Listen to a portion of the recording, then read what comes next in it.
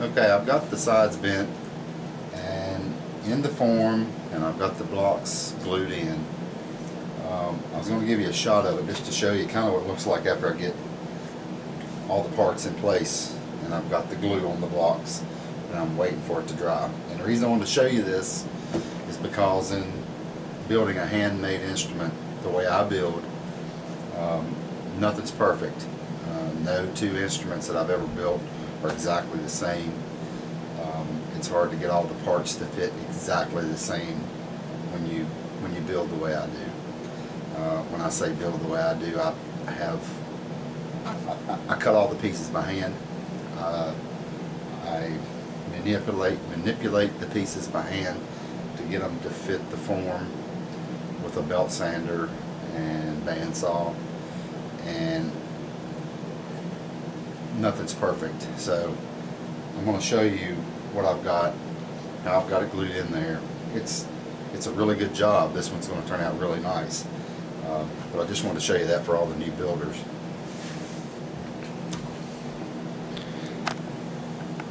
If you can see, I've got some small wedges in specific locations where the blocks fit, just to pull the bent wood into the block around the side and then the front block. And then around the curl to hold where the wood comes around into that curl. Whether the camera's set on, if you can see this or not. A lot of people cut this piece, the piece that starts from here and goes around the head block. They cut it short. Let's see if I can back off just a little bit. They cut this piece short to where it only fits to here, and then when the finished product, when the instrument's finished, instead of having a maple band from the center or from the side of the neck into the curl, they have the mahogany. I think if you're going to build a handmade instrument, you need to carry that maple as far out of sight as possible.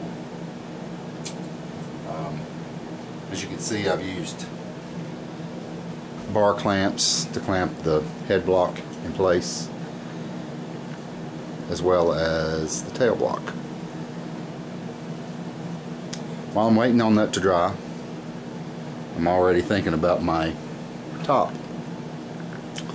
What I've done, purchased a block set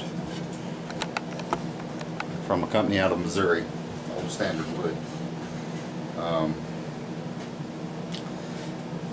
I've joined them. As you can see, they're like wedge pieces that's going to fit together. I'm going to glue those together, let them set a day or so, and then start my carving process.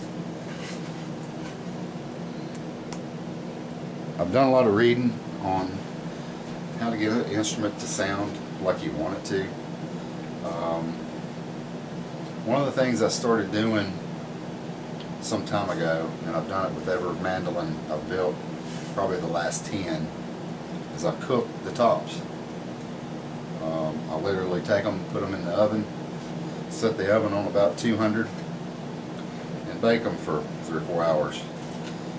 What that does, what I think it does, is to crystallize any of the small pitch pockets that have like the little pockets of sap that are still maybe dry but still soft and gooey. This one didn't do what I'm going to explain to you, but I have had red spruce tops that after I baked them, there'd be a seam or a drip of that sap that came out and was rock hard. It was like glass, and it would just break off. So that's when I started doing that. I don't know if you can hear the ring of that top.